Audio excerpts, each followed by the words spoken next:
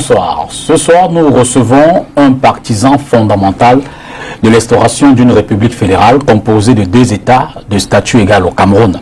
Selon lui, c'est l'unique moyen à long terme pour résoudre la crise qui secoue les régions du Nord-Ouest et du Sud-Ouest. Une position à laquelle il adhère depuis plus de 17 ans déjà. Originaire du Sud-Ouest, avocat au barreau du Cameroun, il est arrêté en janvier 2017 avec d'autres compagnons pour avoir organisé des manifestations et réclamé plus de droits pour les enseignants et les avocats. Par décret présidentiel, le tribunal militaire le relâche le 30 août de la même année, alors qu'il était poursuivi pour trahison, terrorisme et troubles civils, mettant ainsi en péril la paix et l'unité de la République du Cameroun, des faits passibles de la peine de mort. Depuis sa libération, il a entre autres créé le Centre pour les droits de l'homme et la démocratie en Afrique, une structure à travers laquelle il apporte assistance aux victimes de cette crise tout en parcourant le monde afin de faire entendre cette cause. Félix Agbobala est avocat spécialisé dans la défense des droits de l'homme. Il est président de la Faco Lawyers Association, vice-président de l'association du barreau africain en Afrique centrale. Barrister, good evening and welcome. Good evening, Peter. Merci de m'inviter. A few corrections. I used to be the former president of the Faco Lawyers Association. Okay. So I'm not currently the president of the Faco Lawyers Association. Merci pour cette correction. Alors, vous venez de Buea, vous y arrivez à l'instant. Que peut-on dire? Comment va la ville de Buea ce soir? Ce soir, la ville est un peu calme. Okay. Les enfants sont en train de, les étudiants sont en train de partir à l'école aujourd'hui. Les travailleurs sont en train d'aller dans les boulots. La vie est un peu calme. Mais c'est un silence un peu difficile parce qu'on ne sait pas quand les choses vont changer. D'accord. Donc ce sont des... On peut dire un calme précaire, un calme pas total. Yes, not exclusively total, but you see people who are willing to go back to their activities. People who want their lives to be normal. Okay. You know, people who want to find a solution to the situation so that life could come back to normal. Mais face à cette volonté, j'ai failli dire, qu'est-ce qui les en empêche? Est-ce qu'ils ne sont pas suffisamment forts pour essayer de faire face à cette menace? Non, il y a plein de choses aussi. Tu sais que la population avait accepté aussi pour respecter le mode de greffe. Et il y a trop de problèmes qu'on doit régler aussi. On sait qu'il y a le problème, la population est en train de souffrir, mais quand même, il faut que depuis 3 ans, on a lutté pour 3 ans, on doit avoir quelque chose. On ne peut pas terminer comme ça. Donc, les populations prennent conscience qu'il est en train de souffrir, mais ils disent aussi que non. Ça va pas être une souffrance. Les choses doivent changer. Things have to change for the better of everybody in the country. D'accord. Je l'ai dit, vous êtes le fondateur du Centre pour les droits de l'homme et la démocratie en Afrique. Concrètement, de quoi s'occupe cette structure-là? On a créé le centre en 2005. D'accord. Dans 2005, donc c'est presque 2005 jusqu'à maintenant. Donc c'est bon, un peu plus de 12 ans. 12 ans. Non, 2005, 14 ans. 14 ans. Donc on a créé ça aux États-Unis. Moi j'étais étudiant, je faisais le doctorat de 3e cycle de LLM in Human Rights avec les autres Africains. On avait décidé d'avoir une organisation qui va protéger et faire la promotion des droits de l'homme et démocratie en Afrique. Donc on a choisi le Cameroun et Buea, parce que c'est là où moi j'ai grandi. On a choisi Buea pour être la capitale, le siège de cette organisation. Donc en effet, on fait quoi? We promote and protect human rights and democracy. Meaning that we document gross violations of human rights. We undertake training for human rights activists and advocates. We act as a research center where we do publication for human rights issues. But we mentor, very important, we mentor young men and women to be human rights advocates. So we organize national and international conferences. We have a staff strength of 24. Okay. 24 members working in the team. We have a gender unit. We have a unit on child protection, a legal unit, we have a humanitarian affairs unit, we have a human rights defenders unit, we're working on digital rights and many other things. We have an office in Bamenda, and I think that from an NGO perspective, we might, I'm not saying that, we might be the only organization that has more than one office in Cameroon. And we are planning to open another office in Yaoundé. We have an office in Sierra Leone and one in Kenya. We intend to open one in Toronto and one in the US. Alors concrètement, au-delà de la formation, est-ce que vous prenez peut-être en charge aussi les personnes victimes de la violation des droits de l'homme? Je veux dire que si, par exemple, il y a des déplacés, comme c'est le cas de la crise dans les régions du nord-ouest ou du sud-ouest, ou des blessés, est-ce que vous faites une prise en charge physique? Oui, non, on fait beaucoup de choses. Moi, j'étais au Niger avec 3 de mes staffs. On était à Ogoja, dans la camp de réfugiés, pour voir les gens là-bas. On a fait on a donné les choses à manger, on a supporté les gens là-bas. On a parti dans les IDP camps partout. No? So we do a lot of humanitarian work. As we speak today, we have one woman in Long Street Small Support in Boya, who she's blind. She was evicted from her house. If you go on our Facebook page now, my team went there today. They provided her some support. We have raised funds to support victims of human rights violations. We are, everywhere. We've gone to some dangerous places. We went to Batoke to provide food. We provide sanitary tools like pads to women.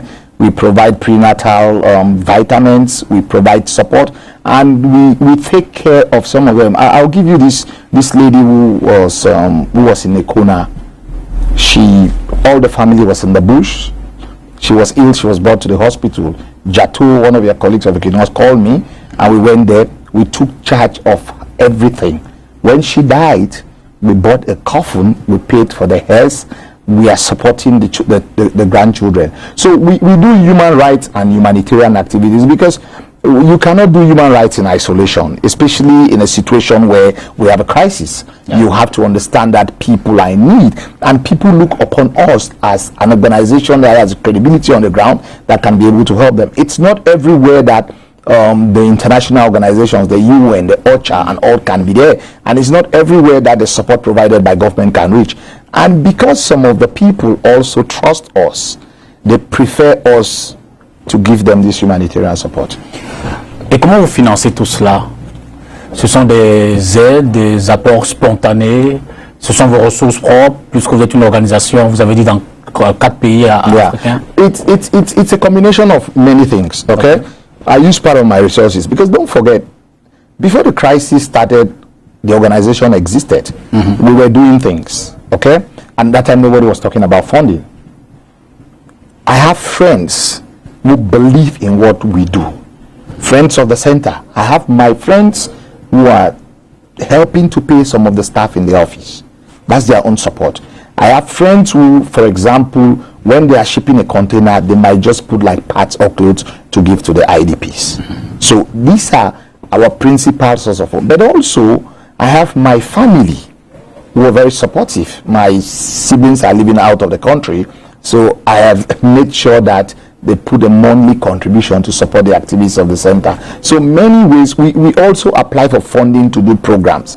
But the funding is not to buy food. The funding is to do training and capacity building. So in a holistic way, that's how we get our funds. Comment appréciez-vous les autres initiatives de prise en charge? Par exemple, il y a le gouvernement qui a rassemblé tout récemment un ensemble de dons qu'il a apporté aux populations, certaines populations sinistrées. Vous, quelle lecture, quelle appréciation vous en faites? Non, pour moi, tout le monde qui peut aider les gens qui sont en train de souffrir, moi je suis d'accord avec les Nations Unies, le gouvernement aussi, et les sociétés civiles, l'église aussi, tout le monde doit faire ça. Mais je suis un peu étonné, ou j'ai un petit problème avec la manière que le gouvernement fait ce qu'il fait. Il fait ça, en faisant ça, il n'implique pas la société civile.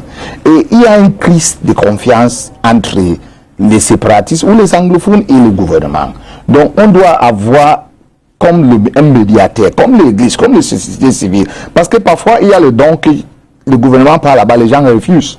Mais si on nous prend ça, même si les sociétés civiles prennent ça, ils vont accepter ça. Donc comment on peut faire de travailler ça pour que les victimes puissent avoir ça? Et on ne doit pas politiser ça.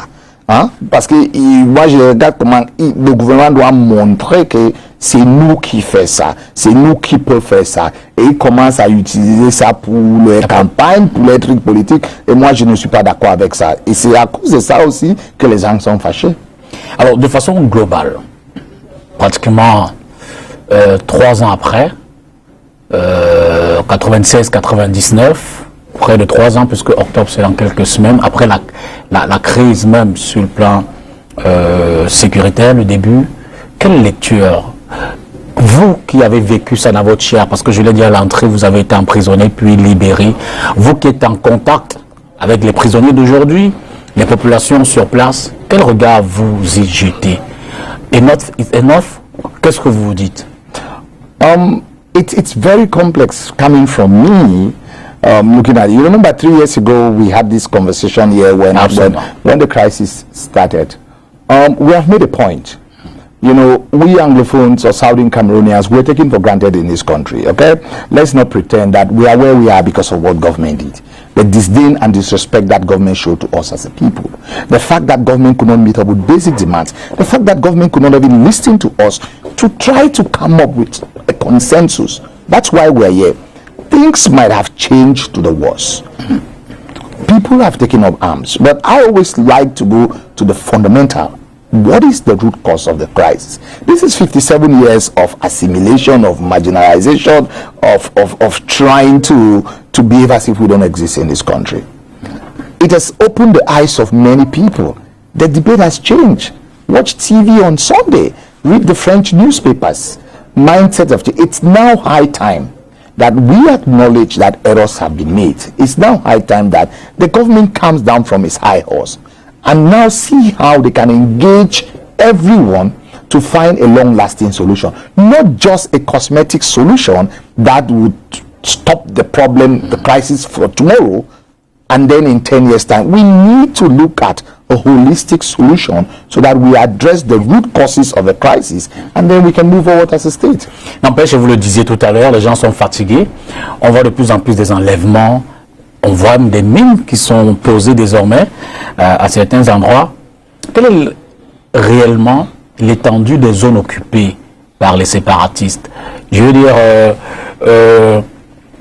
dans le nord-ouest ou dans le sud-ouest, peut-on penser que les séparatistes occupent un territoire assez important au point de faire reculer la République, j'ai failli dire? Well, you see, we would have divided opinion on that, okay, depending on who you are talking to. But from an objective perspective, the way it is, this is not a battle that anybody would win. Okay, because to be honest, also the separatists don't affect what they call in law effective occupation. They don't really effectively occupy any part of the territory. They can be somewhere, but when the military comes, they'll push them. And also, the military cannot effectively win the war because there are places also, as a result of neglect over the years, there are no roads. And these people, these separatists, they understand the terrain. So we would need to find a solution. If whatever we are doing, the separatists say they are working for the people, they are fighting to liberate the people. The government owes a duty to protect the civilian goods and property. I mean, that's basically the role of a state, not so. And that's why the UN also is there for protection of civilians. So if all of us, our interest is to protect the civilians, and the civilians are the ones who are suffering as a result of this situation, why don't we come together and find the best means to protect the civilians? Unless we are just making cosmetic statements. But if we believe that we are fighting for them, we are working for their interest is our primordial goal, then we need to find a way because the civilians are suffering. Alors, par ailleurs, je l'ai dit, de plus en plus d'enlèvements. On a l'impression que les séparatistes n'ont plus suffisamment de ressources au point de mettre la bataille sur un autre champ. Ils font des enlèvements, ils font des raquettes, j'ai failli dire. Et d'ailleurs, Human Rights Watch a tout récemment, après l'armée, parce qu'ils ont condamné l'armée il y a quelques mois déjà, ils ont également condamné les séparatistes dans ces pratiques-là. Vous avez un commentaire à propos de cela? Yes, I think the whole idea of kidnapping, it's not something which is allowed, because even if there's a war, the laws of wars, if you read the Geneva Conventions, look at this common Article 3 and everything on the laws of wars, kidnapping becomes a war crime. But that if it's the first thing we have to say, there's a war. For now, international law experts have not said there's a war. They said a conflict, they say it's a crisis.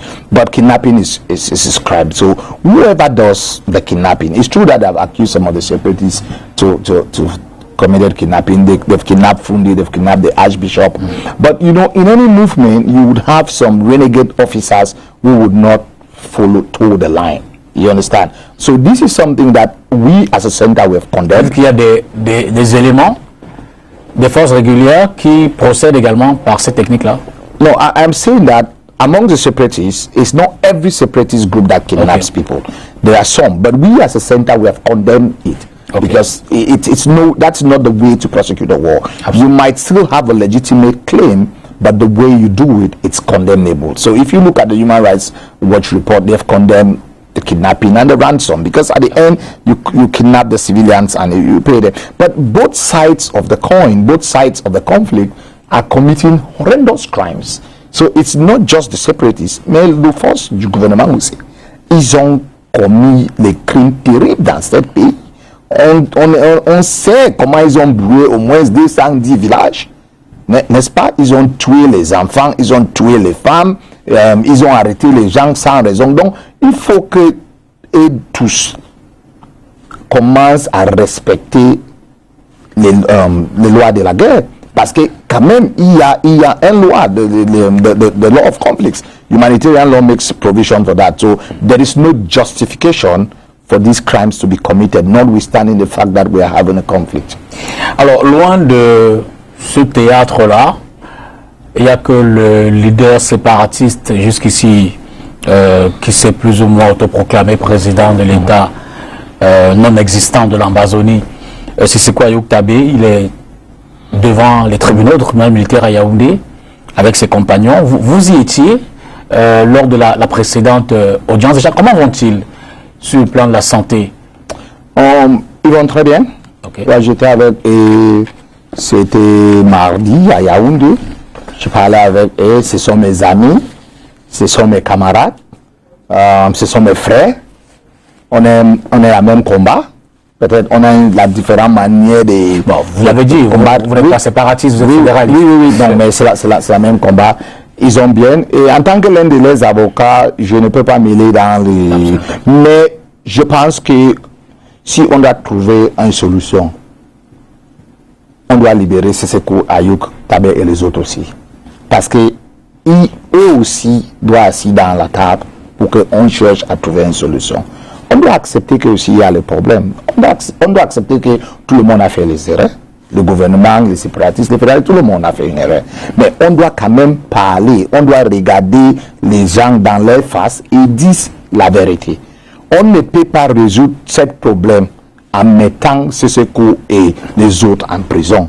Ça ne sert à rien. Ils ont en prison, qu'est-ce qu'ils ont changé? Ont-ils encore la même mise sur les groupes qui sont sur le terrain? Je veux dire que, on le sait, il est certes séparatiste, mais Sissoko l'a souvent dit, il n'est pas pour la prise d'armes, il n'est pas pour les exactions.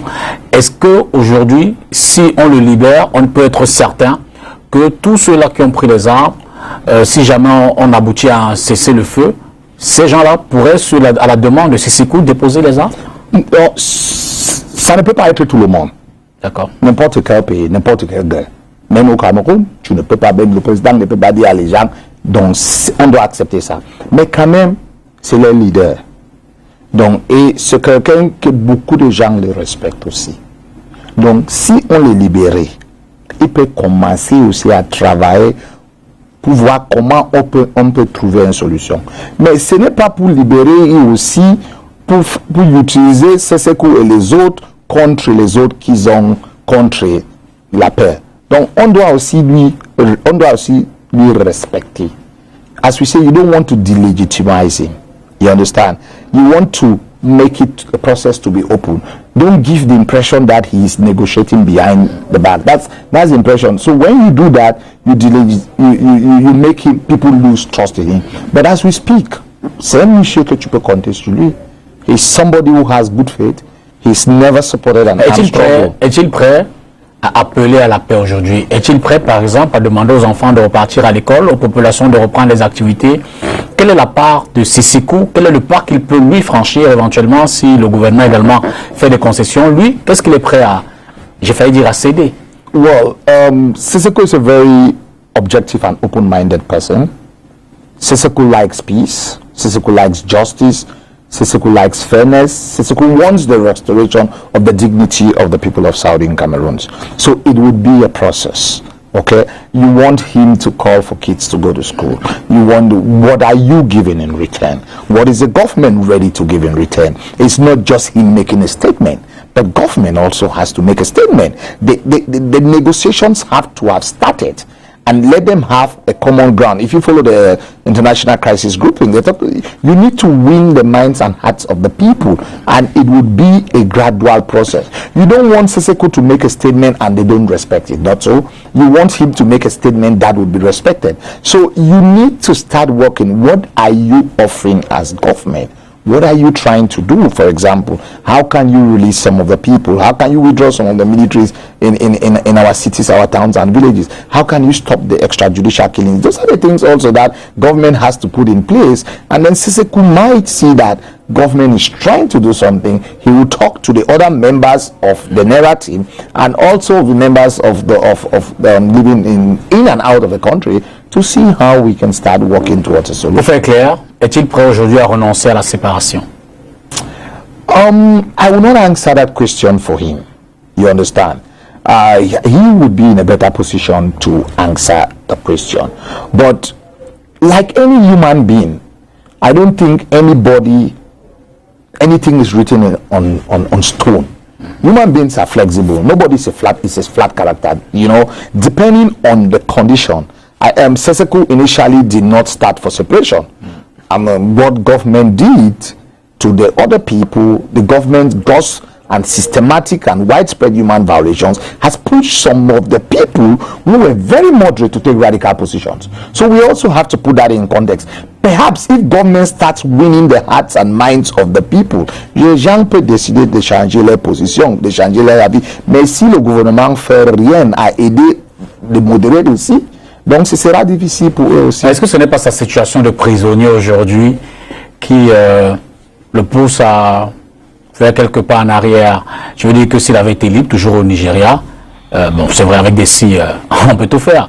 Mais est-ce que ce n'est pas sa position qui le met un peu, ou alors est-ce la situation sur le terrain, avec toutes les pertes qu'on peut observer sur le plan humain, sur le plan matériel, sur le plan financier, économique? Est-ce que c'est ça qui essaye de l'amener à réfléchir et lui dire on aurait pu faire autrement? Tu ne peux pas seulement dire c'est parce qu'il est en prison. D'accord. C'est un monsieur qui est très intelligent, très sage, il réfléchit beaucoup. Donc, si une situation arrive, tu commences à réfléchir, tu commences à penser que non, on peut faire ça autrement. Parce que je pense que même tout le monde, même les séparatistes, je ne pense pas qu'il y a quelqu'un qui avait projeté qu'on doit entrer là où on est. Nobody likes women and children to be killed. Nobody likes the economic destruction that is open. So with times also, people look at their positions and they try to reflect and they try to see how they can change position. But I am not saying that he has changed his position. What I'm saying is that as an intelligent and reasonable person, if you create an enabling environment, if you put things in place, people might have consideration. Someone might still be for separation, but can allow. I don't think separation is a problem. Ok, dit Peter, le problème ce n'est pas la séparation. Pour moi, le problème c'est la guerre. Le droit de autodétermination, c'est un droit international. Donc, ce n'est pas un problème pour dire que moi, je vais demander qu'on ne s'est exprimé pour l'autodétermination, pas. Je veux dire que la question semble être résolue depuis. Mais ce que je veux dire par ailleurs, c'est, et ça c'est la question pour suivre, on a pu observer un changement au niveau de vous, les avocats, à la tête du collectif, les avocats qui accompagnent Sissoco, notamment Ahmed John Frousseau qui est avec vous, n'est plus le lead.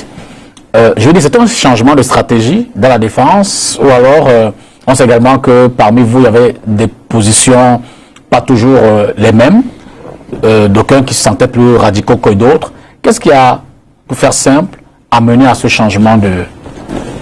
The client is the king. Le client est le roi. Absolument. Donc si le client décide, parce que tu es là-bas, parce que le client est là. Absolument. Donc si le client dit que non, moi je veux qu'on change l'avocat, on n'a pas le choix de changer ça. Donc le client avait, c'est ce que les autres avaient décidé qu'il faut qu'on change le client. Mais ce n'est pas un changement. Padillon qui est le lead counsel et bâtonnier établissant, Padillon est Johnson était comme le co-lead counsel, donc Dion était là-bas depuis.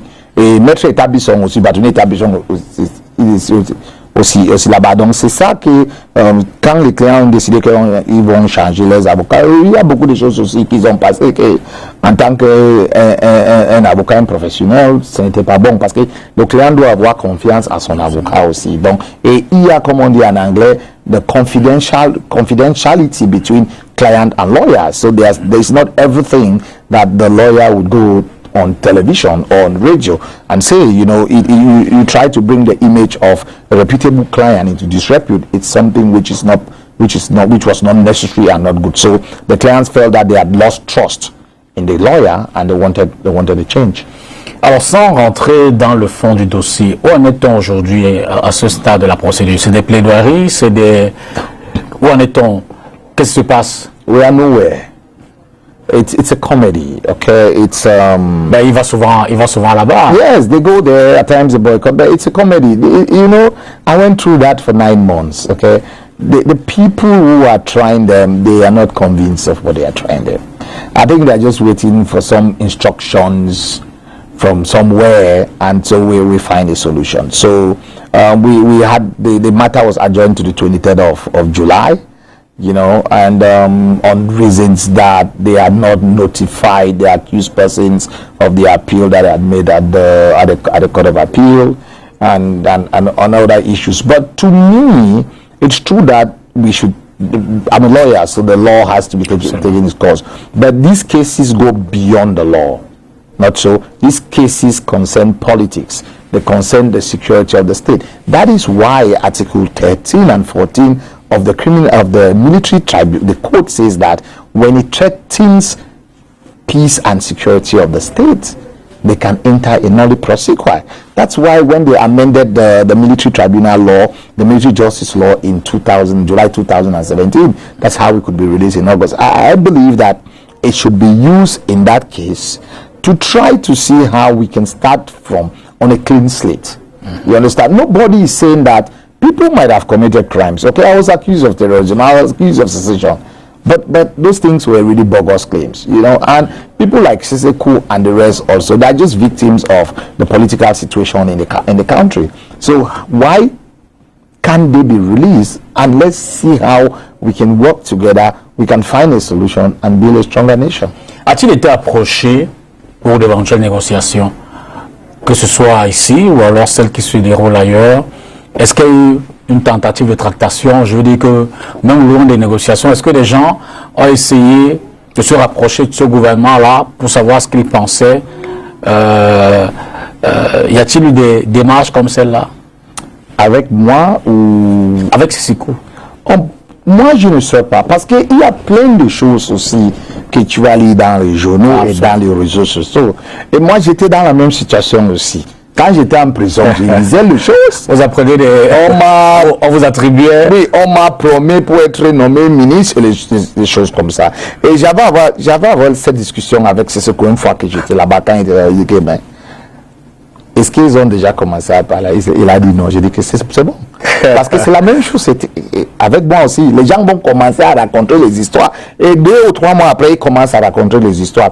Et moi, je suis quelqu'un qui, quand j'entends les choses comme ça, comme on dit en anglais, I don't traffic in rumors. You understand?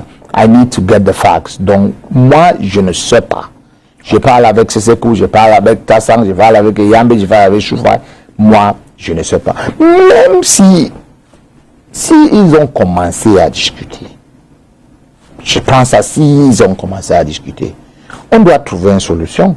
Quand Madiba Mandela était en prison, il avait commencé à discuter avec les Blancs sans informer les autres aussi, parce qu'il est leader. Ce sont les attributs pour un leader. Il y a les négociations que les leaders peuvent commencer à faire. Donc ce n'est pas quelque chose, parce que quand les gens racontent dans les réseaux sociaux, c'est comme s'il avait commencé à négocier. C'est comme c'est une trahison. Non. Parce que tous les gars doivent finir. Absolument. Si ce n'est pas aujourd'hui, ça doit finir. J'ai travaillé en Sierra Leone. On est où là? C'est fini là-bas, n'est-ce pas? Absolument. Donc on doit faire ce qu'on doit faire pour chercher à trouver une solution. Et je pense que c'est ce qu'Ayub Tabe et les autres sont très importants. Hein? Moi, je peux avoir des choses qu'on n'accepte pas, mais ce sont les gens que on doit utiliser pour aider. These are very... Read the CV of those guys. These are people who can contribute to nation building. Encore faudrait-il qu'ils le veulent. Je veux dire, je vois bien que vous dites qu'il faut qu'il peut contribuer au développement du pays. Lui, il a son pays à lui dans sa tête. Why did they say they want to have their own state? Okay. Let us address those issues also. Perhaps if we address some of the historical grievances, they might change their mind. And I said they might. But we should not only be looking at the fact that they are separatists. For the time being, they are Cameroonians. Absolutely. Not so they have the Cameroonian nationality for the time being. Notwithstanding that some of them had said in court they were not Cameroon. You don't just renounce a nationality by saying you are not. There's a procedure to follow. Not so. So for the time being, let us treat them like that. Let us give them the respect. You know, let us respect their fundamental rights until such a time that we would have a solution, then we would be able to talk about some of these things. Que pense-t-il des négociations qui sont ouvertes, notamment en Suisse, qui sont en cours là-bas? Moi, je suis content pour qu'il y ait une négociation. D'accord. Parce qu'on doit, comme je dis souvent, comme j'avais dit, comme je viens de dire, moi, je suis quelqu'un que je cherche la paix. Je pense que tout le monde. Parce que tu ne peux pas faire aucune chose positive quand il y a la guerre ou quand il y a le conflit. Je vois Boya, c'était l'une des villes les plus belles pour rester, pour habiter là-bas. Les choses sont changées, c'est compliqué. Il y a la haine. Hein? Donc il y a ex-country, Ouzi. Donc pour moi, je supporte cette démarche. Mais j'ai un souci. On doit faire les dialogues et les négociations avec les autres personnes. Ça doit être all inclusive. Tu ne peux pas prendre seulement les gens qui ont pris pour parler avec eux, parce qu'ils ne représentent tous les anglophones ou les gens de Southern Cameroun. On doit avoir un all anglophone conference aussi pour choisir les gens qui vont nous représenter là-bas. Parce que quand tu vois les noms des gens qu'ils ont invités, tu demandes, ils invitent telle personne, pourquoi? Ils font quoi? Hein? Et pourquoi on doit faire ça seulement en Genève? Et c'est ça, moi je suis en tant qu'un Africain aussi. On doit essayer de faire quelque chose. Moi, mon organisation avec presque 15 autres organisations, on avait signé un communiqué hier en demandant aux Unions africaines pour impliquer aussi dans le processus aussi. Moi-même, je connais un au cadre de l'Union africaine que j'étais dans une réunion avec lui. J'étais un keynote speaker dans une séance en Allemagne. Il était là-bas. J'avais dit que non, il faut que aussi vous preniez vos responsabilités. Aussi les autres pays comme le Canada aussi, c'est un pays francophonie du Commonwealth. Il peut aussi impliquer. Oui, parce que aussi la Suisse est un bon pays, mais c'est un pays aussi compliqué pour les Africains. Vous remettez en cause, je veux dire, la neutralité de la Suisse. Bon, je rappelle que pour l'instant, c'est le Centre pour le dialogue humanitaire, une organisation. I am not putting in question their neutrality, but the things happening, we need other neutral bodies to support them. For example, Canada can join them. Canada is also very neutral. Canada is in Commonwealth and in Francophonie. So that, because don't forget, if you want to negotiate, you need a negotiator that the parties would respect. If you ask the separatists, they will tell you that ideally America should be the one to do it. The government might not want America, okay? The government might say, okay, we are okay with Switzerland. The separatists might be a bit hesitant. So bring in a third party, another country like Canada, so that they should ensure that the process is very correct, very exhaustive, get other people on board and see how we can find a solution. Alors, qui sont ceux qui négocient? Vous disiez à l'instant que on a pris des gens qui ne sont pas forcément représentatifs. Bon, c'est vrai, je veux dire qu'il est difficile de déterminer la légitimité des uns et des autres, mais vous avez identifié lesquels parmi ceux qui négocient là-bas? Well, there were people there. I know Akwanga Ebenezer from Sokadev was there. The IG of Sako was represented. The IG of Seseku was represented. Kometa was represented. Well, I saw his name amongst the other people. Goji Dinka sent his son. John Bakuru was invited but did not go. There's some two other names that I don't know. Scoop was also invited. Some two other names that I don't know. I have a list. I have somebody send me the list of people who were there. So some of them are very representative. I would have loved Chua Yaba to be there. You might like him or you might hate him, but it's good for him to be on the table also. So they have to work to try to get him to be there to see how they can. He's a major player. Let's not pretend. He's a major and an important player, and they will need to find a way to have him on the table. Et pour vous, qui sont ceux qui auraient pu aussi ou qui auraient dû aussi être là et qui ne sont pas là? Non, il y a plein de gens. Il y a la société civile doit être là-bas, doit être présente. L'église doit être là-bas. Les gens qui sont en train de pour organiser le All Anglophone General Conference, les gens comme le professeur, le docteur Mounzou doit être là-bas aussi. Il y a beaucoup de gens anglophones ou des gens de Southern Cameroun qui doivent être là-bas parce que il y a plusieurs positions. Il y a les fédéralistes, il y a les séparatistes, il y a les gens qui sont contents avec cette décentralisation. Décentralisation ou cette phase qu'on appelle ça collectivité originale. Oh oui, la décentralisation. Ah oui, parce que c'est une phase pour moi. Collectivité territoriale. Ce n'est pas sérieux. On a dépassé cette niveau. La loi de 86. Non, on a dépassé ça. On ne peut pas faire ce qu'on doit faire. Régional. Non, c'est plus de pouvoir aux représentants locaux. Et on nomme le gouverneur, n'est-ce pas? Le décret d'application n'est pas encore sorti. Non, mais c'est ça. Non, c'est ça. Pour le gouverneur, on nomme le gouverneur. Absolument. Donc on ne peut pas accepter ça. Ce n'est pas les choses qu'on doit accepter ça. On a déjà dépassé cette chose. Non. Si on doit chercher à trouver une solution, on doit soyons pour vous, le minimum à ce statut serait quoi? On doit avoir un État fédéral. Au minimum. Oui, ça c'est le minimum. Les gens vont choisir leur gouverneur. Donc si tu me demandes, je vais dire que non. Si même et si par exemple on disait un État décentralisé avec élection du gouverneur? Non, c'est différent aussi. Qui gère le pouvoir? Le pouvoir est avec le président, toujours, n'est-ce pas? C'est un système hyper-centralized. We have to look at it also, Eddie Peter. Let us put our shoes where the Anglophones are, where the people of the Southern Cameroons are, okay? It's not just about looking at what probably the Francophones want. Let us look this country. These are two peoples who came together, okay? We had semi-autonomy. We had a prime minister, for crying aloud. We had it. Why do they call it parliamentarian flat hotel, Boya?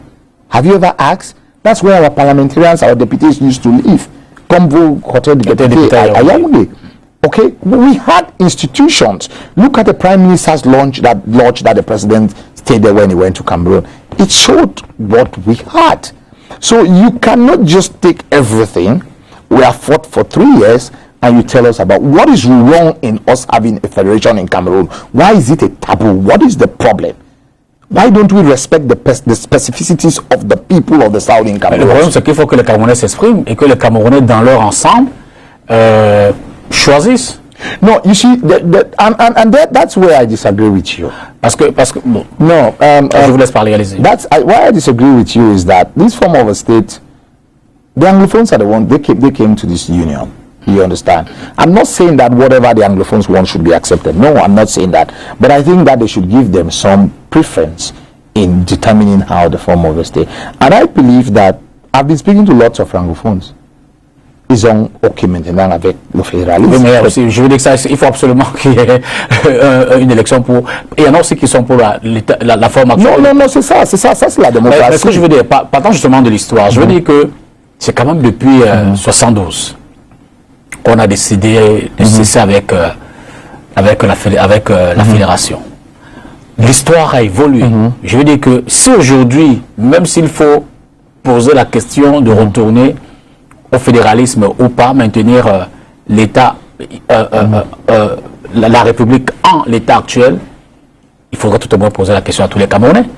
On a plus de 30 ans d'histoire ensemble. Yeah, but you are just saying that the majority who are Francophones, if they don't want it, they would vote against it. But you can put it a clause that, notwithstanding the results of the elections, 2/3 or 4/5 of Anglophones would have to vote for it to go through. That is the kind of guarantees that you give to the minority. Otherwise, their voices would never be heard. Don't forget, it was provided, I think, in Article 47 of the Federal Constitution, that if you have to amend this Constitution, you needed to go back to our people to ask them questions. But we can have a pathway towards a federation, towards separation, towards independence. It might not happen today, but I think the whole thing about talking to each other, not talking across each other, would help a situation. On doit dialoguer, on doit parler avec tout le monde, on doit accepter qu'on a commis les erreurs. Donc on commence à voir comment on peut chercher les solutions pour qu'on s'en sorte dans cette crise qui affecte presque tout le monde, tous les pays est concerné. Les enfants ne peuvent pas aller à l'école, les banques, les businessmen, les avocats ne peuvent pas travailler. Donc nous tous. Alors, vous avez cité tout à l'heure certaines personnes qui prennent part aux échanges qui se déroulent en Suisse. Maintenant, quels sont les éléments concrètement, quels sont les arguments peut-être avant ça, le gouvernement est-il véritablement représenté là-bas? Non. Pas encore. Ce n'était pas un dialogue en tant que tel. Ce sont les prémices. Ce sont les prémices. Donc ce n'était pas un dialogue en tant que tel. Alors, quels sont les éléments qui ont été posés sur la table par ceux qui étaient là-bas? Very few, they did not really say a lot about it. I think the whole thing is just to start building confidence. Okay. For people to know that they can talk. That's the first thing. That's very important. At least we've gone to a stage where people know that they can sit. But I personally think that for there to be talks, there need to be an intra-Anglophone dialogue. And that is why I believe that the initiative led by the churches for an Anglophone General Conference is very important. But once the government did not support it, the government has not been supportive of it. What is wrong? Why is the government scared about an Anglophone General Conference? What is the problem? If they really believe that they want to talk. Peut-être également qu'il y a un manque de confiance, notamment vis-à-vis de l'initiateur, l'Église catholique, qui souvent été indexé ou alors reproché par le gouvernement de prendre parti dans le conflit. Peut-être que le gouvernement ne fait pas totalement confiance à, pas que l'Église catholique, puisqu'il y a aussi des musulmans, il y a d'autres confessions qui sont associées à cela, les protestants. Peut-être c'est ça qui fait le problème également. Mais le gouvernement a confiance à qui? Nous tous, ils pensent que nous sommes les séparatistes, nous sommes les ennemis dans la maison, les ennemis du pays. Hein? C'est quoi?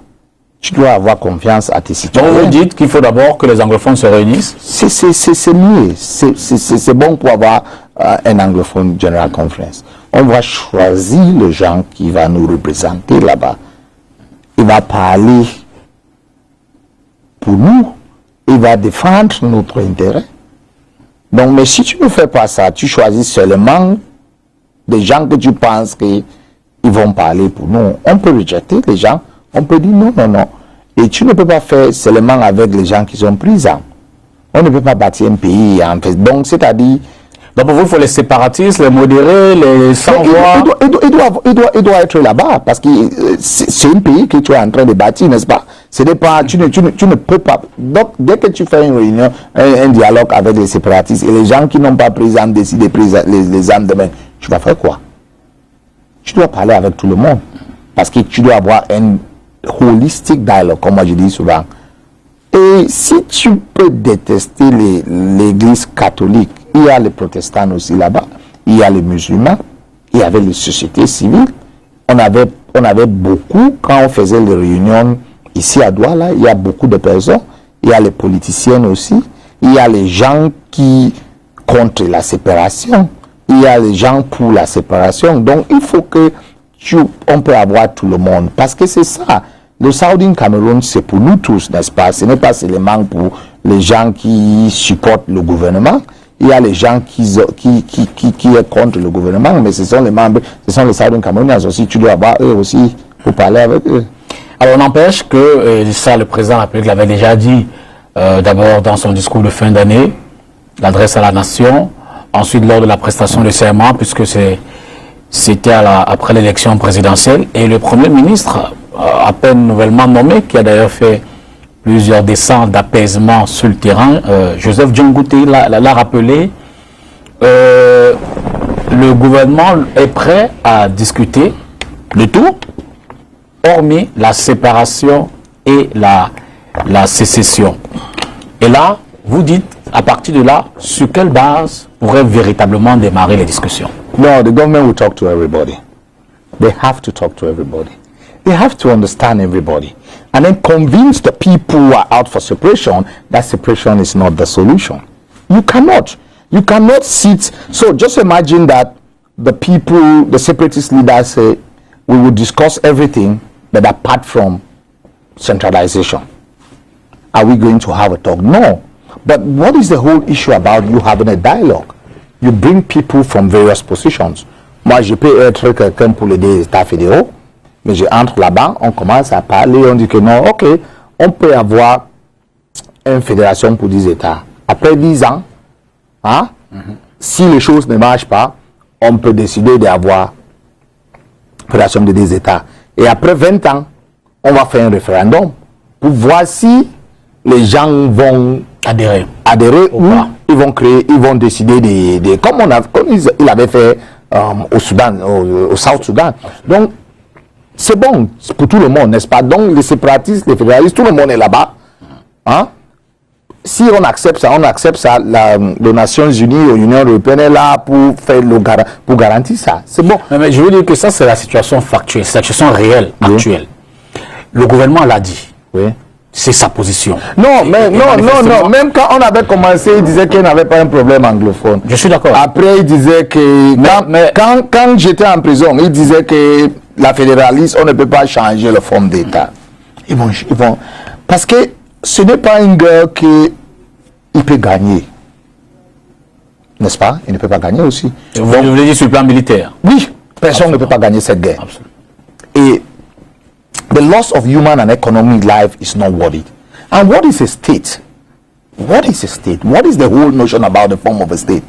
The people who are there, they matter more than any other thing.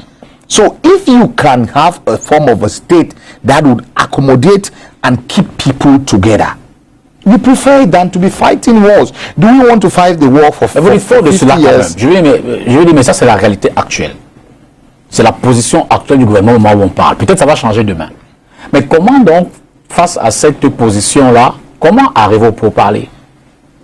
Non, il peut peut-être commencer à parler avec les gens qui ont les positions séparatistes, mais ils sont prêts à changer ça. Ok.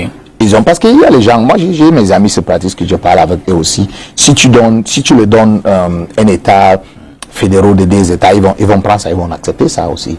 Parce qu'ils n'oublient pas aussi que c'est le gouvernement aussi qui a mis les gens c'est le gouvernement qui ont radicalisé beaucoup de gens. J'ai quelqu'un qui est le chouchou de la télé maintenant, un anglophone, il m'a dit qu'il était fédéraliste. Le jour qu'on m'a arrêté, il a décidé, il a devenu séparatiste. Il y a plusieurs personnes. J'ai les gens qui m'envoient le message. Il y a les gens qui m'appellent président jusqu'à aujourd'hui. Ils disent que c'est à cause de votre arrestation, la manière qu'ils ont traité nos populations, que moi j'ai décidé de changer mon avis. Donc il y a les gens aussi, si le gouvernement montre les bons foi, il peut aussi changer leur avis. Donc pour moi, on ne peut pas seulement dire que parce qu'il est séparatiste, la réalité aussi, comme vous disiez, la réalité aussi c'est un peu différent. Il y a les gens qui font les trucs sur le net, ils crient, mais si tu parles avec eux, ils demandent souvent, est-ce qu'ils sont même prêts à donner une fédération de 2 États aussi? Donc ce sont les personnes que si on peut donner ça aussi, et surtout avec la pression aussi dans la communauté internationale aussi, ça va aider. Alors, sur le terrain, avez-vous le sentiment que c'est le rapport de force militaire qui a peut-être poussé le gouvernement à donner son onction à ce qui se fait en Suisse? Le gouvernement a senti que peut-être il faut limiter évidemment les dégâts, ou alors les séparatistes sont suffisamment forts, faire infléchir l'armée camerounaise. Vous dites que, du moins, quel sentiment avez-vous? Vous dites que le gouvernement a quand même jette quand même un regard assez pour parler. Pour quelle raison? It's a combination of many things. Okay. The pressure from the international community is a lot. I mean, don't forget, 1 year ago, nobody was talking about Cameroon. When they start talking about Cameroon, Cameroon is in the Washington Post, Foreign Policy, New York Times, Sky News, I mean, conservative TV stations and the rest. The French, it means there's a problem. And I think the president is not somebody who likes to have his country on the news. So, and I also believe that they want to reduce the casualty. But equally, they have realized also that the separatists are not going anywhere. They have come to stay. And in that situation, who is suffering is the population that the president took an oath to protect that is suffering. So what should you do in such a situation? Find a way to talk, find a way to start. Monsieur Peter, I don't think anybody likes to see people being killed. I feel bad when I see soldiers being decapitated, when I see innocent civilians being burnt alive. I cry. And I think that everybody would also be worried. So that's why the people in government are human beings like me and you. I think that that's why they felt that, well, it's time for us to start. Because the reality is also dawning on them that this thing has gone beyond the way they thought. So let them find a solution. Doit-on nécessairement passer par une médiation internationale? Plus d'une fois, le président de la République a appelé ceux qui ont pris les armes à les déposer et venir sur la table des négociations. D'ailleurs, il y a le comité pour le désarmement et comment j'en oublie, le CDD que conduit l'ancien gouverneur Fayengo Francis. Doit-on passer nécessairement par une médiation internationale? Est-ce que les enfants de ce pays ne peuvent-ils plus véritablement se parler? Ideally, in a real situation, we have to sit like Cameroonians and we talk. Okay? We have to find a solution. But there is a trust problem. Okay? The Southern Cameroonians have lost faith in the current regime because they also have not lived up to their promises. So nobody is trusting anybody. That is why where we are. And if you talk about the demilitarization, demobilization, and disarmament and integration, it's a good thing, but it would have come after a ceasefire. That's the process that is done in the world. I have my yes, I have my colleagues in the UN, and when I talk to them, all of them are surprised. Mais on dit le Cameroun, c'est le Cameroun. Donc, il paraît que c'est un thème un peu, je sais pas si c'est un peu de glissement du non, mais peut-être comme ça. Moi, je sais pas que les hostilités s'arrêteraient. Oui, non, ce n'est pas ça. Donc, il fallait que on fait ce qu'on doit faire. But the problem now is that we still have in this country, and that's the problem, some very independent-minded people. But probably because the government thinks that these independent-minded people have sympathies. Okay, when you speak to Cardinal Toumi is not a separatist. It's not. But the government considers him a separatist. And the separatist thinks he's too soft. But when you get close to him, you know that he's a wonderful person. There are other people in the country, not just him, I'm saying, who can help in mediating. If the government had given them the authority, independent and neutral persons. But we are at a stage now where on n'a pas le choix. Hein? On doit régler ça hors du pays aussi parce qu'il y a une crise de confiance entre les deux parties. Donc, mais pour moi, même si on ne peut pas faire ça ici chez nous, l'Union africaine doit faire quelque chose. On peut faire ça en Accra, on peut faire ça en Nairobi, on peut faire ça en Afrique du Sud, on peut faire ça à Addis Ababa. Quand même, on doit être fier pour être africain et on trouver notre solution.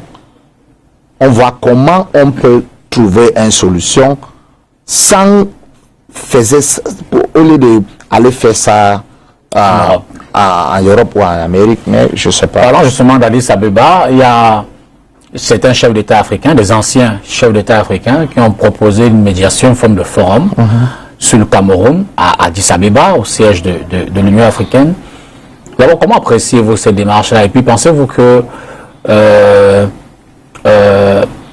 ils auront suffisamment de cran, connaissant la posture du président Biya, c'est quand même l'un des doyens en Afrique. On sait par ailleurs que le président, il faut le reconnaître, parmi ses pairs extrêmement respecté. Pour ceux qui en témoignent, il est très écouté. Pour ceux qui l'écoutent souvent, pensez-vous que cette initiative-là pourrait faire évoluer, au moins en termes d'apaisement, la situation? Ça peut être une très bonne initiative.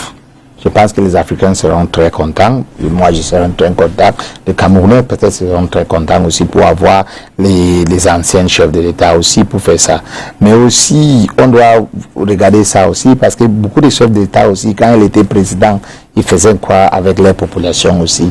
Est-ce que ce sont les gens qui peuvent... Mais finalement, vous aurez confiance à qui? Non, je demande, non, je ne dis pas, je suis en train de poser réflexion. Mais les gens comme le Chissano, le Mbeki aussi, c'est moi, j'avais dit qu'il faut qu'on fasse ça en Afrique. Donc, moi, je suis d'accord avec, et on est en train de miner pour mobiliser les autres sociétés civiles aussi, pour encourager les Elders Forum, pour écrire à eux aussi, pour qu'ils prennent en charge de cette procédure. Donc, c'est ça que dans les communications qu'on a, on dit que l'Union africaine aussi doit rejoindre le procès en Suisse. Donc, il peut même prendre ça, approprier ça, pour dire que non, on doit voir comment on doit régler cette situation. Ce sera mieux pour tout le monde. Alors, à côté de cela, ou du moins, entre toutes ces initiatives-là, il y a 2 mois, en mai dernier, notamment le 13, les États-Unis ont convoqué une réunion formelle du Conseil de sécurité sur la crise humanitaire au Cameroun. Vous dites que ce serait peut-être le déclic qui a poussé le gouvernement à réfléchir? Non, le area hearing is not really... it's not really in law. It's not something really serious for Security Council perspective. Okay, it's humanitarian. I mean, Norwegian Refugee Council. J'avais rencontré le secrétaire général du Norwegian Refugee Council quand moi j'étais à Oslo. On a parlé de ça aussi. Et j'étais en contact avec les gens qui faisaient qu'on peut avoir cette réunion aussi. C'est une bonne chose aussi parce que il fallait que le monde prenne conscience de ce qui est en train de passer au sud-ouest ou au nord-ouest. Donc, ce sont la pression internationale aussi qui doit, même si tu lis le rapport du International Crisis Group, ils disent que l'Union européenne et les États-Unis doivent mettre la pression pour le Cameroun et aussi pour les séparatistes. Donc, si ça peut aider pour qu'on trouve une solution, moi je suis d'accord avec ça. Mais une solution aussi qui doit être une solution qui doit résoudre le problème. Ce n'est pas seulement une solution pour demain. Et après 10 ans, on commence à lutter encore. Donc si on peut trouver une solution, mais il y a beaucoup de pression pour le moment. Et en même temps, il y a quand même des questions qui surgissent quand on regarde l'attitude de certains pays, de certains États. Quant à leur, je ne veux pas dire neutralité, mais je veux dire, quant à leur implication dans le conflit, les États-Unis, qui quand même abritent un certain nombre de séparatistes, dont on a l'impression que le gouvernement américain accompagne les actions, ou du moins qui ne dit mot consent, il est passif vis-à-vis d'eux. Il y a évidemment la France, qui semble, elle, par contre, apporter son soutien au gouvernement camerounais. Il y a le Parlement européen qui a également pris des positions assez officielles, fortes, connues. Quand vous regardez ce jeu des acteurs, vous ne vous dites pas que finalement, ce n'est pas que le Cameroun qui intéresse ces gens-là. Ce sont davantage, il y a d'autres intérêts géostratégiques, l'intérêt de recherche de sous-sol, l'intérêt par rapport à la Chine, à la Russie, les enjeux de la position du Cameroun dans l'environnement africain mondial. You're right. That's the first thing. National interests. They will protect their interests. What can they benefit? What can they make out of the situation? So let us be fighting, and they're either getting our resources, or they are selling their arms, or they are trying to get good contracts. Because now, for example, the government wants to be in the good books of an American company. Not so. They will probably sign some agreements that they will not have signed if there's not a conflict. It happens. So who loses? The country is the loser. But also, when you talk about some of these states, the process, of bringing people to justice in some of these countries is very complicated.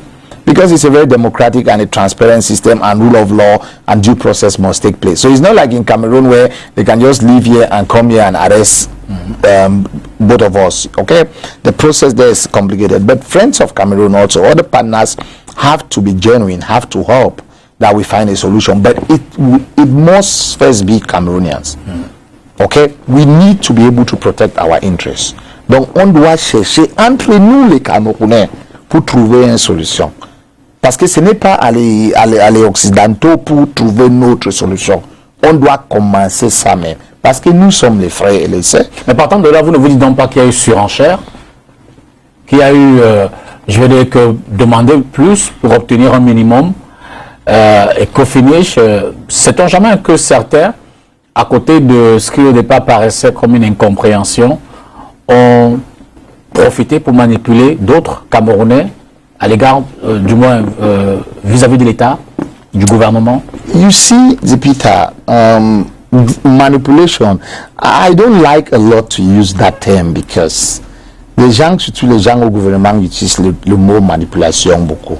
Donc, dès que tu commences à dire quelque chose qui est mal, qui ne, ils ont dit que non, c'est la manipulation. Il avait dit que les gens, on était manipulés par les gens. Non, moi je sais pas. Je pense que c'est une insulte même pour dire que les gens qui sont sages, qui sont partis à l'école, qui sont des professionnels. Mais je sais aussi qu'il y a les gens qui vont faire ça pour leur intérêt.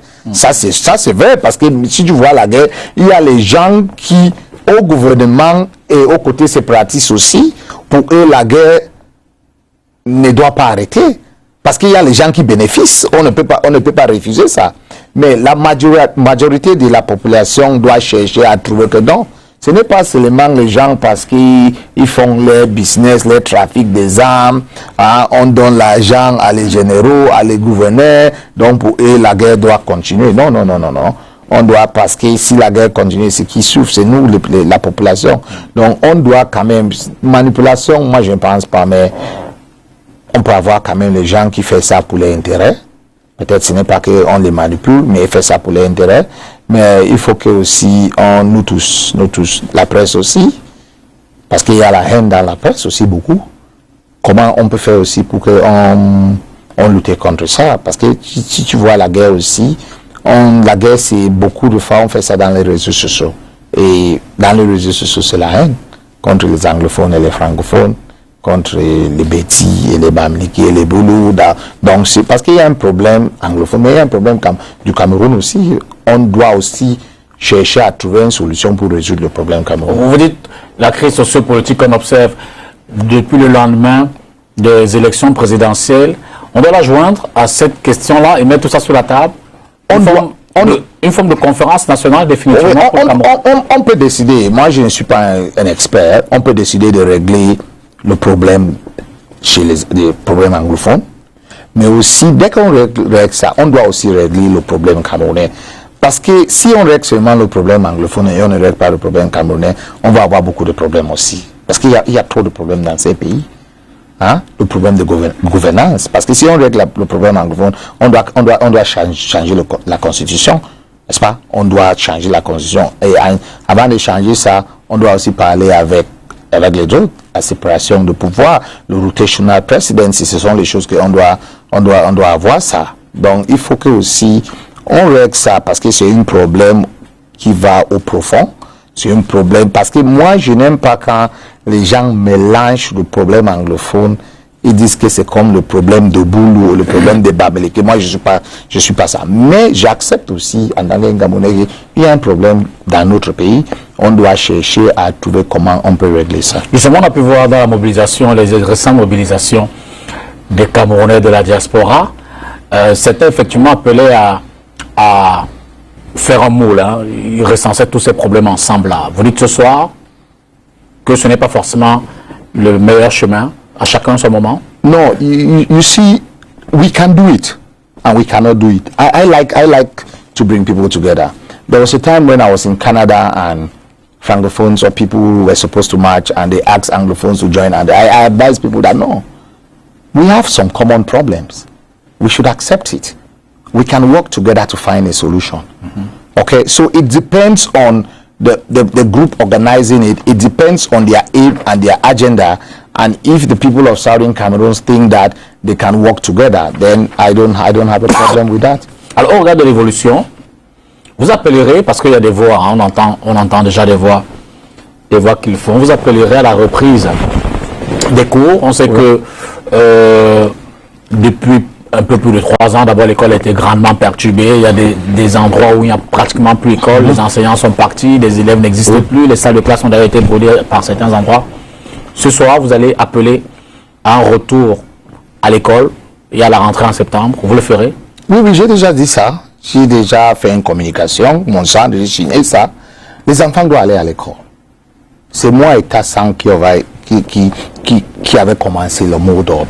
Mais en faisant ça, on n'avait pas dit que les enfants ne doivent pas aller à l'école jusqu'à quand on va résoudre tous notre problème. Ce n'est pas possible. Because, so if this crisis continues for 10 years, est-ce que les enfants vont rester à la maison? And education is important. If you look at what UNICEF said, there is schooling and there is education. These kids, if we have a state, let's assume that we have a state tomorrow, we would need the manpower, we would need the children to be these kids who are not going to school. And if they don't go to school today, they will be the ones who would cause problems in the society. Look at what happened in South Africa. I mean, still studies in Sri Lanka where kids don't go to school. In the Democratic Republic of Congo, there was a time when all the parties to the conflict came to the conclusion that during a certain time when children are going to school, there should be no fighting. I worked in Afghanistan for 3 years. Kids are going to school. In Syria, kids are going to school. I know people would argue that one of the kids that they have burned their schools. I understand. You understand? But whilst we are finding a long-term solution, for the time being, let the few that can go to school go. I mean, I went to Sase. I'm shocked. I'm worried that this is one of the best schools in the country. They are moving Sase to Mutengene. I mean, all of us Sobans, we cannot be happy. And those who can afford to have their kids go to school, they have moved them to Douala and Yaoundé. Some of them are living abroad. Mr. Jupiter, you can talk about CDC. The biggest industry in Southern Cameroon is the schools. Our Baptist, Catholic Mission and private schools. Boya had more than 100 schools. Okay? It was a source of income to our economy. We use our schools to show the Francophones the values that we have. That is why most of the kids used to come to our schools. When you destroy them, what are you destroying it? What are you doing? If you have independence in 10, 20 years' time, who are those who are going to rule the people? And whilst we're talking about school, we are talking about education in its entirety. Okay? What of vocational training? I mean, let's say these people living in the bushes, you organize a vocational training for them. When the conflict ends tomorrow, they can take that training that they have imbibed to be able to go back to their communities. Because they say, teach a man how to catch a fish and not to give the person a fish. So, and I've spoken to lots of parents. I've spoken to lots of people who have written to me that please, can you people raise your voices for our children to go back to school? I understand the security concern. I think that it should be left to the parents to take a decision. I am praying with my friends in the separatist movement that let them make a statement also that kids should go back to school. Let the parents make that decision. We can still have the struggle. We can still fight against this dominance in this country whilst allowing our children to go to school. That is my position. I am not saying that. I know some people have told me that if kids go back to school, the government will never solve our problem. I don't think so. I think we have made our position loud and clear. If you look at the UNICEF report, the number of children who are not going to school, the consequences of those kids not going to school, the consequences of not having an education. Everybody who is clamoring on social media that kids should not go back to school had an education. And most of them studied in this country. That is why they can articulate on social media. That is why they can write that kids should not go back to school. I think that is a decision that should prick the consciences of every Southern Cameroonians. That should prick the conscience of everybody who loves the people of Southern Cameroon. That we cannot build by destroying. that we need to leave a legacy for posterity. We need to make sure that these kids have the education that we deserve, that they deserve, that their life should be better. I understand that villages have been burned in Kwakwa. I understand that Osing villages have been burned. I know there are problems. And I completely empathize with the suffering masses of the people of Southern Cameroon. But then, we should not be the ones compounding our problems. We are supposed to be liberating them. We are supposed to be enlightening them. We are supposed to protect them. We are supposed to fight for them. We cannot fight for them by destroying their future. We cannot fight for them by depriving them of an education. We need to have a rethink. The struggle would continue. The struggle must continue. But let us not politicize education. Et vous dites que vous avez rencontré des parents. Que vous disent ces parents? Sont-ils prêts à laisser leurs enfants là à l'école? Si oui, à quelles conditions? There are lots of them. There are lots of them who want their kids to go to school. Some of them are worried about their security, but some of them say they are going to find solutions. There are safe places that we speak that kids should go to school. It could still be a pilot project. I still understand that those in the bushes cannot go to school, but if we have free access, I have spoken to humanitarian organizations, Plan International and the rest. They are ready that if they provide them safe passages, they can start providing education to the people in the bushes. Okay, it's not just about schools run by government. No, they could start providing schools, I mean education. They could start building something. The last time when I was in Canada, I convinced them at Global Affairs when I had a meeting with them, why can't you rebuild all the schools that have been burned and all the houses?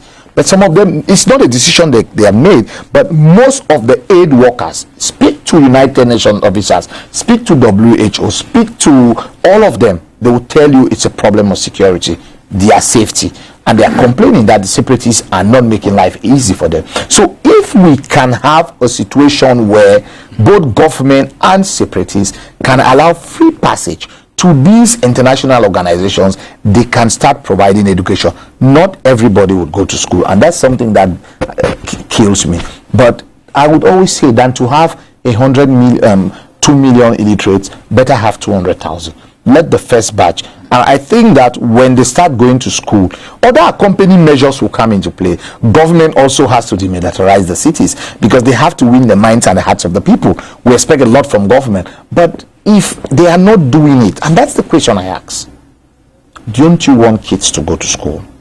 If the crisis continues for 10 years, should these children stay at home for 10 years?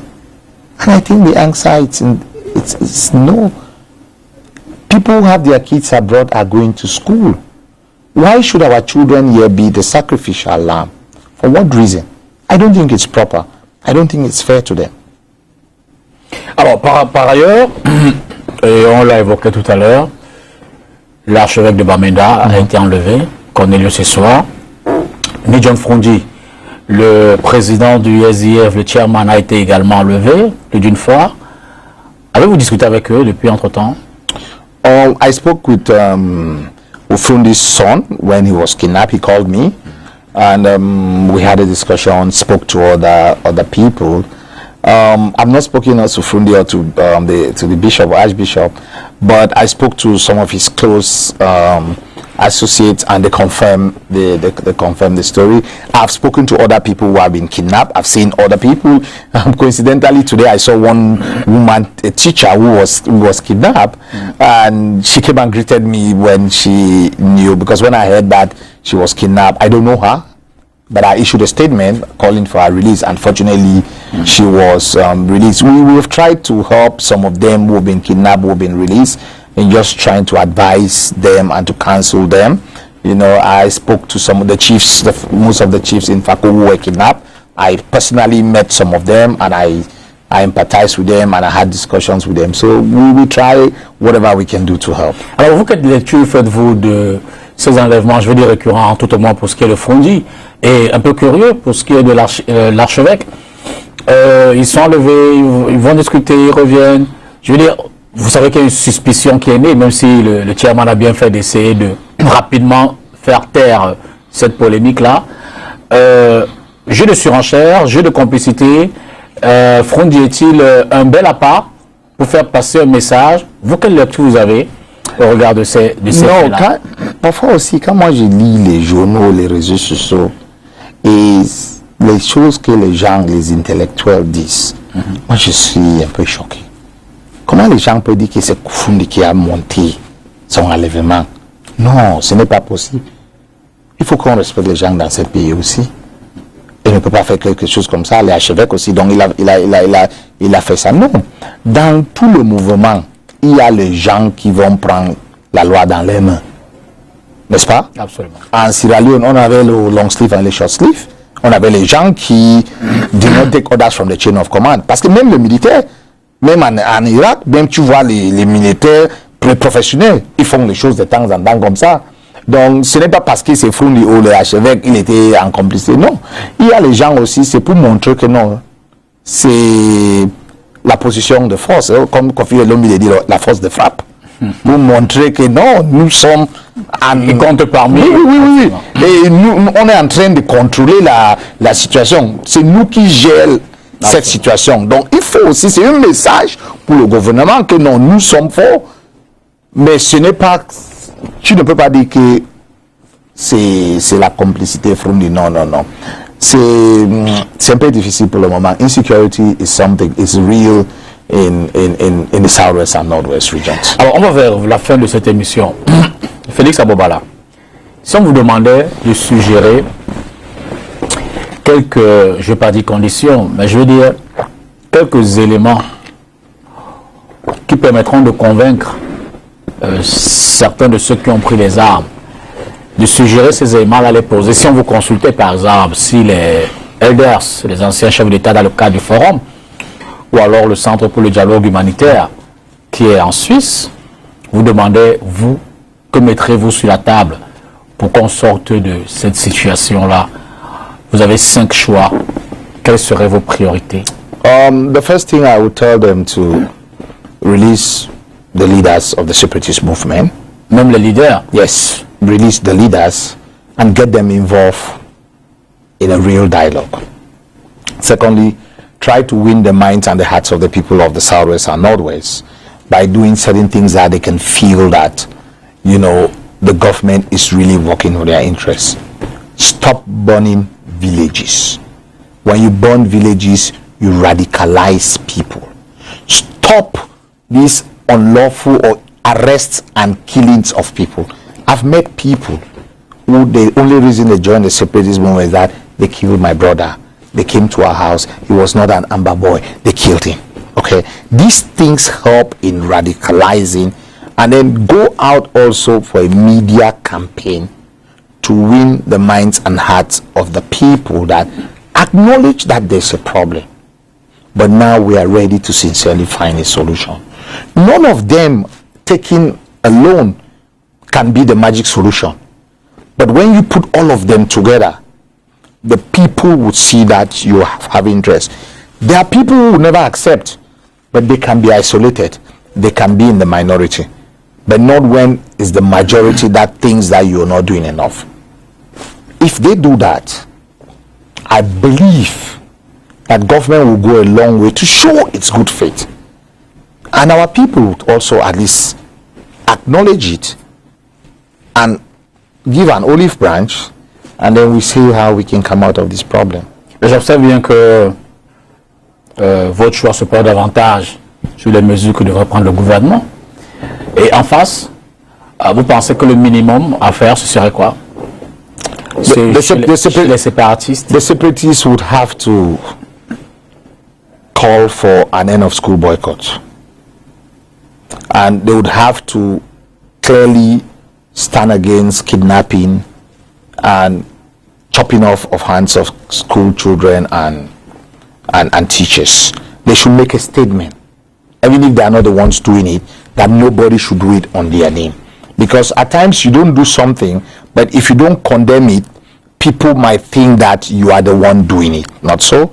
So they should dissociate themselves from those who are kidnapping, those who are chopping people's hands on grounds that they are that they are part of the struggle. But the first thing is that they should call for an end to the school boycott, because that's something that affects us, that affects the Anglophones, affects the children, and government can always see, and it helps us in the eyes of the international community also. I think with that, you know, it's the beginning of, you know, a process. Aucun appel au dépôt des armes?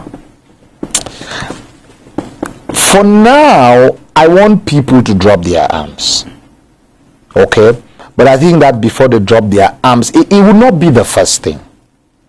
Peter, it will not be realistic.